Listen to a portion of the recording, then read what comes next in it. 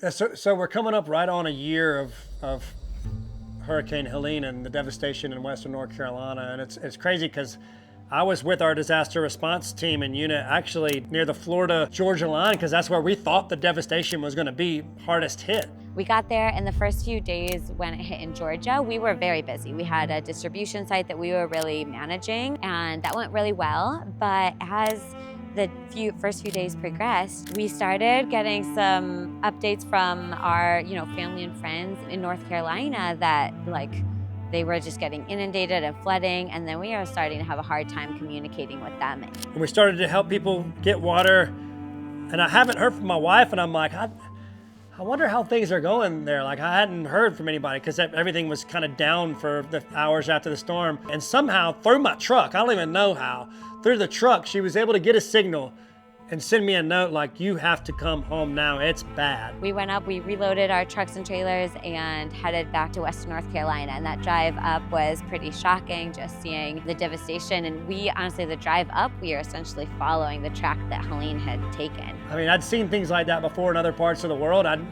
never imagined I would see my home look like that. We were seeing that there was no power, no communication. We had to take alternate routes in order to get back home. Right when we got back to Western North Carolina, we sort of hit the ground running in terms of the response that was going on there, and the Wine to Water team had just done a fabulous job in those first few days, setting up distribution sites and starting up that disaster response. So we were able to start getting water out to people. Next thing you know, our warehouse is full to the brim of supplies, and we get it out the next day, and then we fill it to the brim. We got 1.2 million pounds of aid, anything that people could ever imagine or need. When we began helping people rebuild their homes, dozens of homes, I think over 40 tiny homes or RVs that we were able to help get out to people by partnering with the Amish community throughout all of Western North Carolina to huge water filtration campaigns. Asheville was hit so hard, and we've got a team down in Asheville that was doing whole community water systems and cleaning the water, pulling it out of the river there in Asheville and giving people water like there in the city. We reached over 100,000 people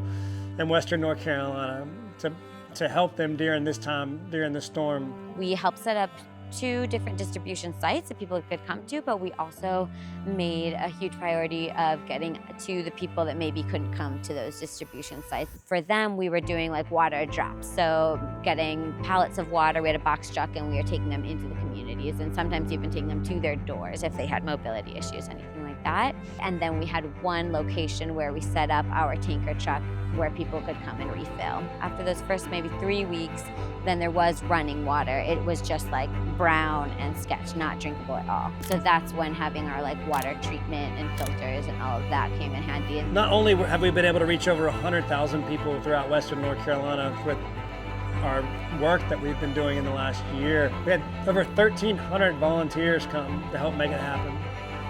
Pack grocery bags, make sure people got medicine or water delivered to their homes, to their front doors, or whatever that was that people needed during that time. Over 1,300 volunteers. But we're not done. There's still a lot of need here. Our hope is that we're going to be able to continue to be involved in helping people access safe water. Since the storm, we want to continue to study and do testing and what really is in people's water. And so we're heavily invested for the long haul. It wouldn't be possible without our community, without our donors, without the companies, the foundations that supported us to make this possible.